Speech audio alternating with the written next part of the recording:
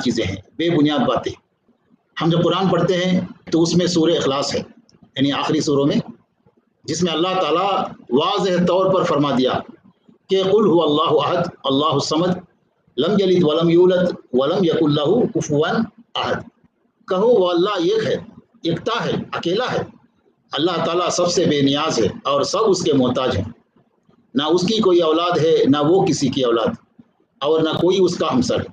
تو اس سورے میں اللہ تعالیٰ وہ چیزیں بتائی جن کی بنیاد پر بہت سارے لوگ غلطی میں مبتلا ہو جاتے ہیں، شرک میں مبتلا ہو جاتے ہیں. وہ کیا چیز ہے؟ کہو وہ اللہ ایک ہے، یعنی بہت سارے معبود ہونا، بہت سارے اللہ ہونا. جس طرح ہندوؤں کا عقیدہ ہے بارش کا ایک بھگوان ہے، یا دھوپ کا ایک بھگوان ہے، زمین کا ایک بھگوان. اس طریقے سے ان لوگوں نے بانٹ دیا، جبکہ یہ تمام چیزیں یہ اللہ کی صفات ہیں. رب ہے، خالق ہے، سمیع ہے، علیم ہے، رازق ہے. یہ تمام چیزیں اللہ تعالیٰ کی صفت ہیں. لیکن بہت سارے لوگ کیا کیے، ان تمام صفتوں کو جو ہے وہ الہ بنا ڈالے.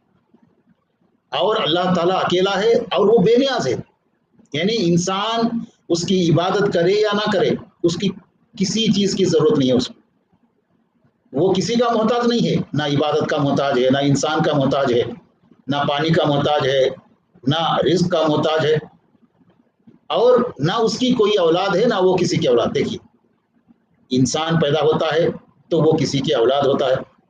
انسان کے ہاں کوئی اولاد پیدا ہوتی ہے تو وہ اس کا باپ ہوتا ہے. لیکن اللہ تعالیٰ کو نہ وہ کسی کی، نہ اس کی کوئی اولاد ہے، نہ وہ کسی کی اولاد ہے. یعنی اللہ تعالیٰ ہمیشہ سے ہے اور ہمیشہ رہے گا. ہم جو ہے آئے ہیں، یعنی اللہ تعالیٰ نے پیدا کیا، امتحان کے لیے پیدا کیا. پھر جب امتحان کا وقت ختم ہو جائے گا تو ہم کو موت آئے گی، پھر اس کے بعد ہمارا حساب ہوگا. یہ تمام چیزیں بہت ہی آسان چیزیں ہیں اور بنیادی چیزیں ہیں. ان کو یاد رکھنا، ان کو سمجھنا اور ان کے مطابق جو ہے زندگی گزارنا، یہ ہر ایک کے لیے بہت اہم ہے. پھر اس کے بعد اور نہ کوئی اس کا ہم سفر ہے، یعنی اس کا ہمسر ہے، یعنی اس کے برابر کا کوئی نہیں. سب سے بڑا وہی ہے، اللہ اکبر. اللہ ہی بڑا ہے، اس کے برابر کا یا اس سے بڑا کوئی نہیں. تو یہ تمام چیزیں، یہ تمام صفتیں ایسی ہیں جن کی بنیاد پر لوگ